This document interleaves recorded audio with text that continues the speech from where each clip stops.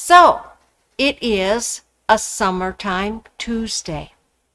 I checked my phone before I came in here and it said Calgary was 28 degrees and a little bit cloudy, a little bit hazy. We've got some smoke blowing over from BC. So I thought, this is a perfect day to talk about Christmas cards. Yeah, it will sneak up on us before we know it. And we just got in two of the cutest Christmas fabric lines that I've seen in a long time. So we're going to start by showing you some of those. You can see them kind of spread out here behind me. We have this guy here.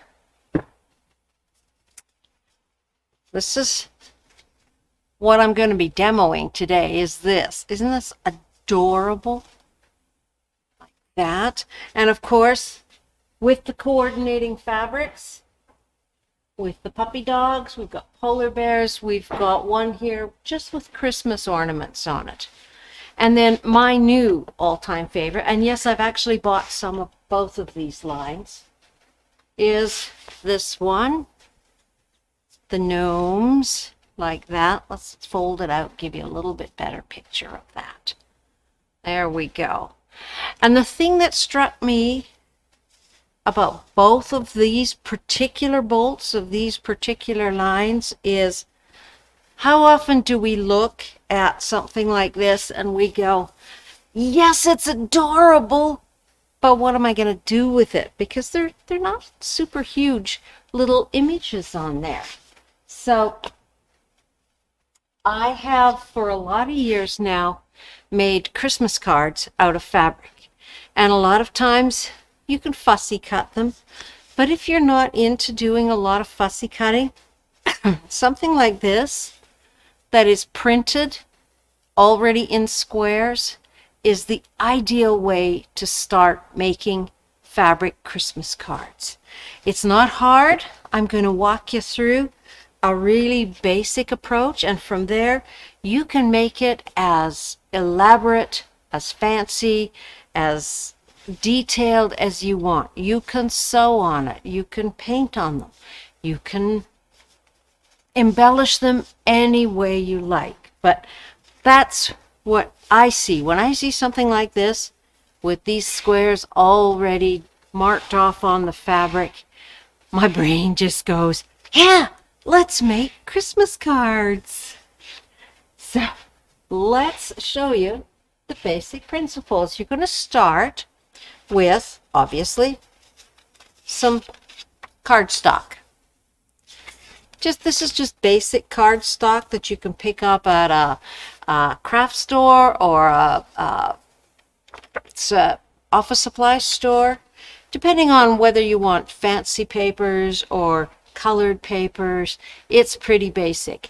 If you don't want to start with plain cardstock, remember that in our Kimberbell line, we do have two sizes of cards already prepared with the envelopes ready for you. So those are an option as well.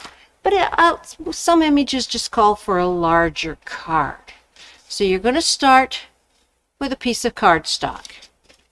You're going to start with an image from your fabric.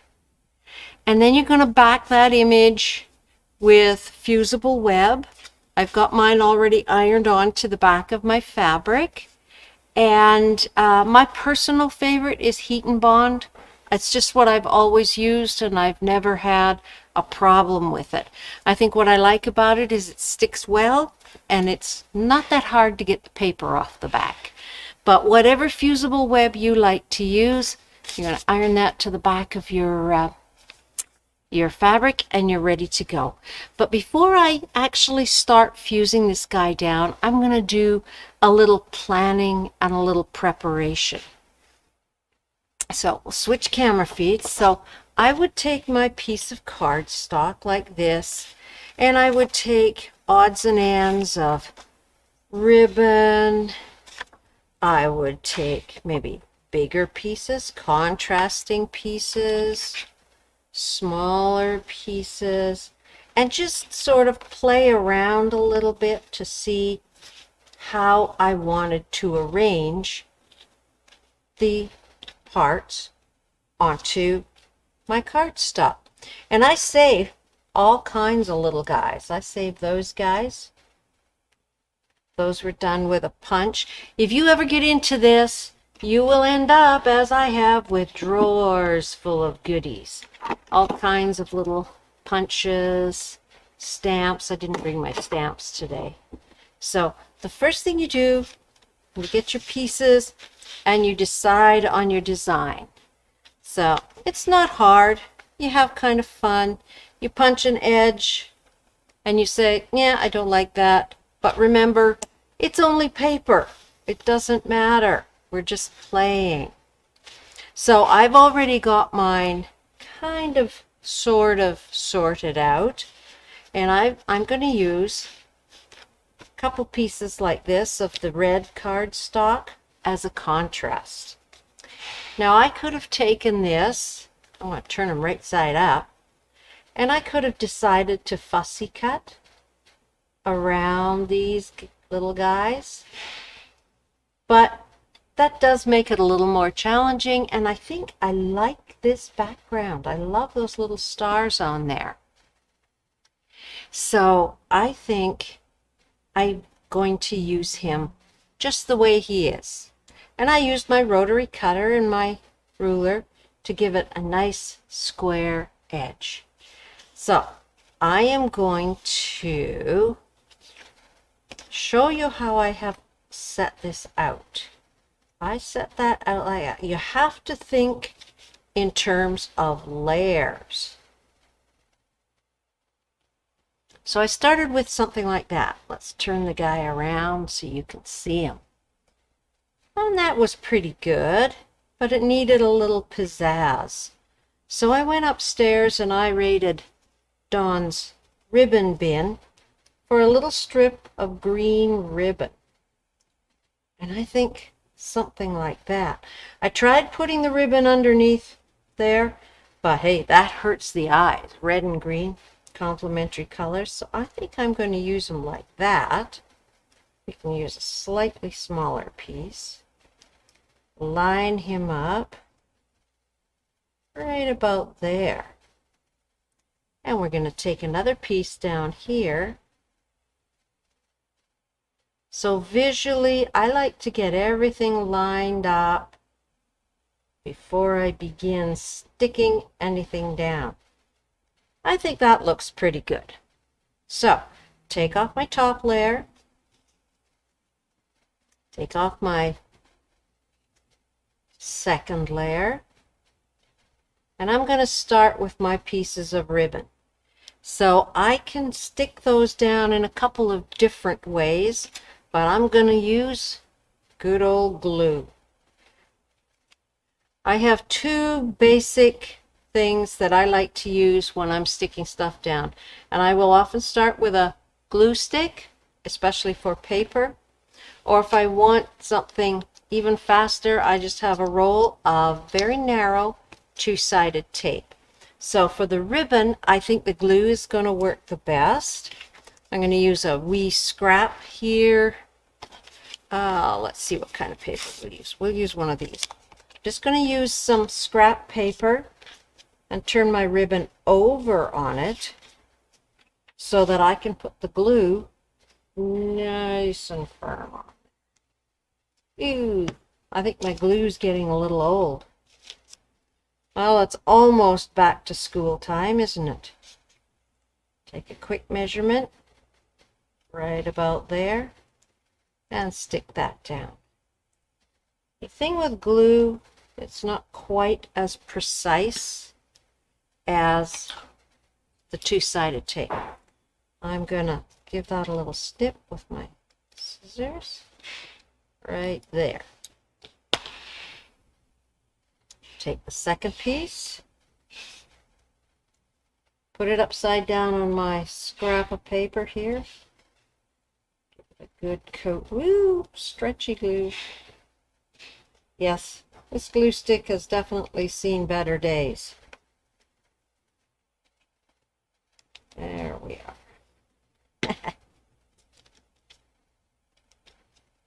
what happens when you buy things in bulk, eh? And we're going to fasten him down. There we are. Now you could also use fusible web under your ribbon. That would work quite nicely. Trim this guy off. There we are. Now if I've got a little end like that sticking up, it's a little hard to get your glue stick underneath there. So this is where your two-sided tape can come in handy. You just take a little piece of that and tuck it right underneath there. Remember, these are cards, and much as we might like to think that our friends and relatives hang on to them forever and ever, they probably don't. So we want to make a nice job of it, but it's probably not going to be around forever. No posterity here, but they are a lot of fun to make if you like designing with fabric. There we go. I'll hold that guy down. So now my red cards are going to go back on there. And I'm actually going to use the two-sided tape because I find it gives a really nice secure hold. And I don't have to worry about it oozing out of the edges. So a couple of strips on the back side like that is all you need. A lot of times everything that you put onto the front of a card, it's nice if it almost looks like it's floating. So I'm going to line this up like that. Move that this way so you can see.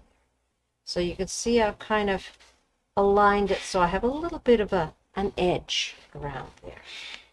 Okay, so I have my two red pieces there. So now I can take the backing paper off of my fused fabric.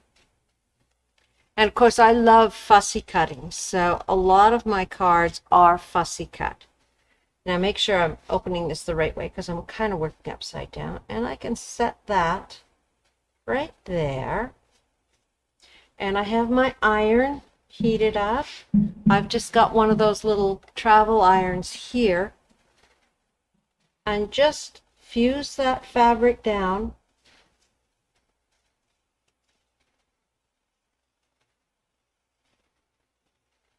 according to the directions that come with your fusible web. There we are.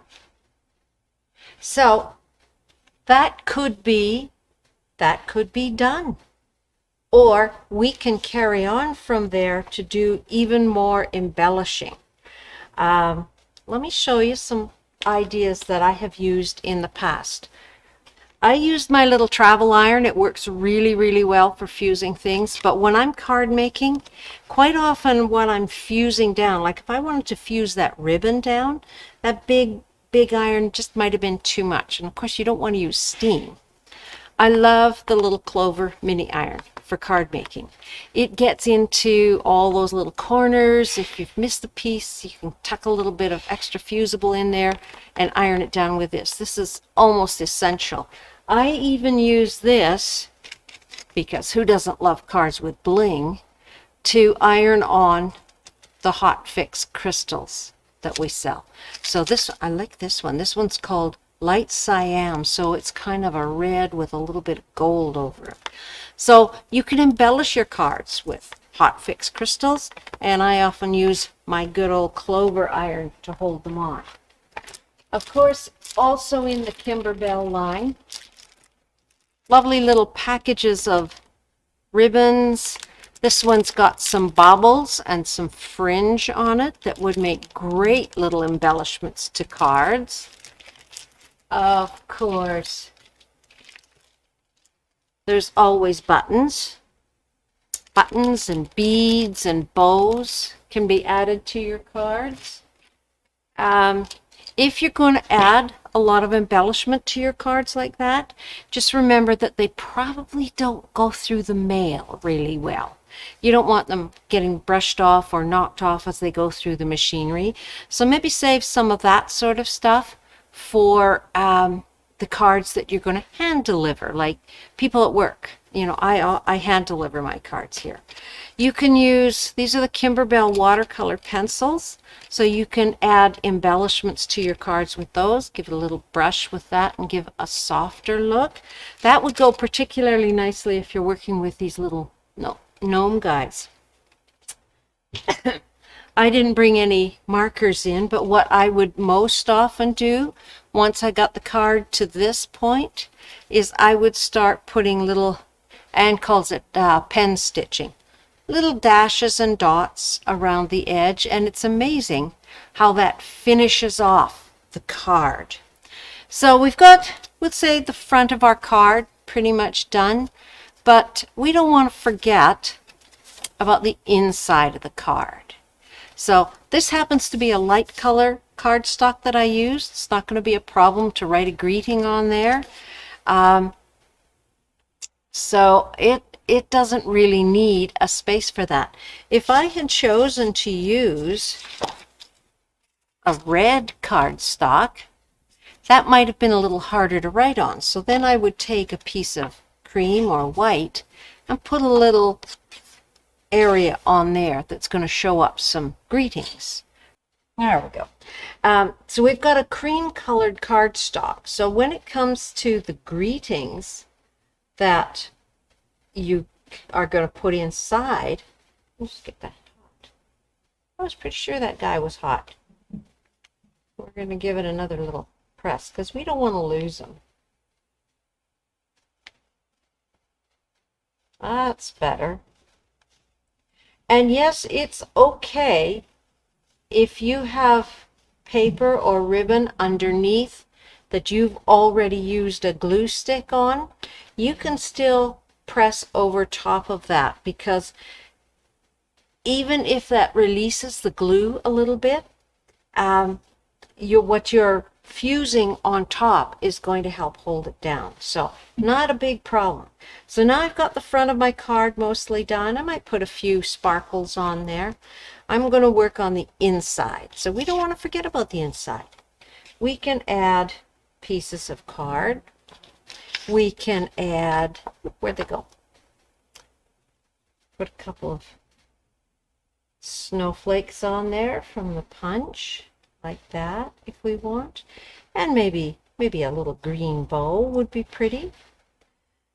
Sometimes what I like to do is I save last year's Christmas cards or multi-year Christmas cards. And at home, I'll use the fronts of Christmas cards for my package ties, my package labels when I'm wrapping all my gifts. But I will use the greetings from inside to put inside the Christmas cards that I make. So I'm just going to come over here. I'm going to get my ruler and my rotary cutter. Oh, heaven forbid we're going to use it on paper. But you can always get a second rotary cutter, or you can get a blade that you reserve strictly for paper cutting. So you can cut your last year's card greetings. Oh, something's kabonging.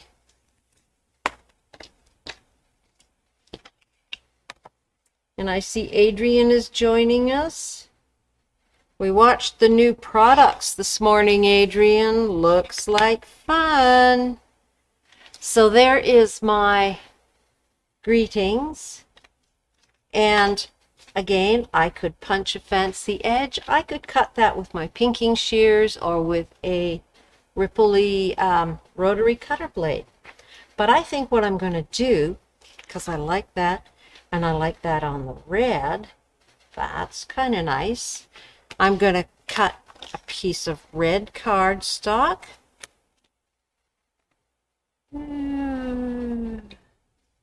About there.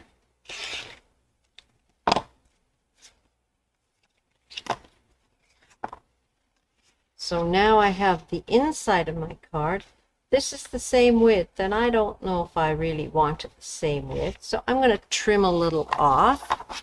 This is where your quilt math kind of comes in handy. You can figure out with your ruler just how much you want to take off.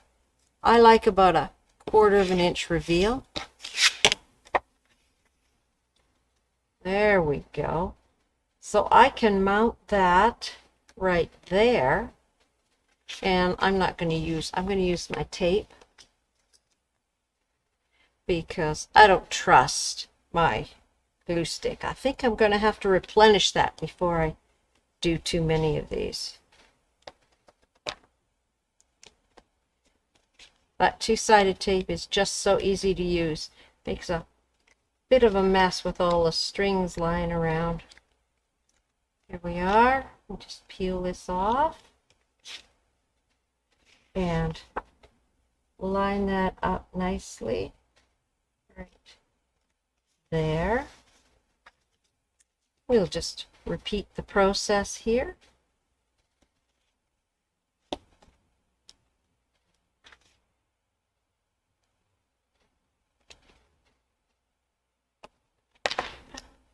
So again, you could certainly trim pieces of your fabric line and use that on the inside of your card. If you have the paper punches, you can punch along the bottom of your card and put some fabric on the inside. There we are. So now I have a greeting inside my card, and I still have room to write my personal note on the bottom. So lots of fun with fabric that quite often we don't know what we're going to do with, just because we bought it, because we love it, but then we go, ah.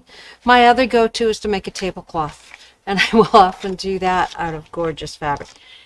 I'll show you, in fact, one more way of getting a greeting onto your cards. If you don't want to cut up last year's Christmas cards, you can buy stickers that you can put on to a piece of cardstock and other embellishments. You can even print a greeting with your computer and cut out that piece of paper and then layer it with your cardstock and add that to your cards. So it's a great way of using that fabric that you love, but you're not really sure what else you're going to do with it. Which brings me to one more piece of fabric, because Dawn and I were talking about this as she was setting up this beautiful display. And I want to pull this guy because he's kind of special. This is part of that same blue gnome line. It's called Keep Believing, and this is a double border print. But what's different about it is the size. This is 54. What does it say? I don't think it says specifically, but if I roll this guy up like that and compare it in size to a standard bolt, you can see it's, well, I don't know if I can lift it. There we go. It's about that much bigger, double that much. So being that size, we were going, well, what would you use it for? How could you use a 54 to 60 inch wide double border print? And it would make a great tablecloth. It would make a tree skirt if you cut it in wedges. There's lots and lots of things that you can do that are going to let you explore that gorgeous, gorgeous print on the bottom. So yeah, we're full of great ideas here, even if it is a little bit out of season. But remember, when it comes to Christmas fabrics, now's the time of year when the stores are starting to get in their product. And once it's gone, it's gone. So if you see something online, you see something in our Facebook shop, you see something in the store and you go, yeah, well, maybe I'll just wait. I'll see. Buy it. If you love it, buy it. And if you love it, use it. Because if you delay too long, 5 years from now, you won't love it quite as much because you'll love something else instead. So, great ideas. And I'm always happy to see some of your ideas. If you're in the neighborhood, you want to drop in and show me the cards you've been making, I'd love to see them. That's about all I have for today. I have to come up with some ideas for tomorrow because our Sandy's away. So somebody else has to do Wacky Wednesday. I'll see what other wacky ideas I can come up with. So until I see you next time, have a great middle of July Christmas card making session. Take care, everyone, and we'll talk to you later.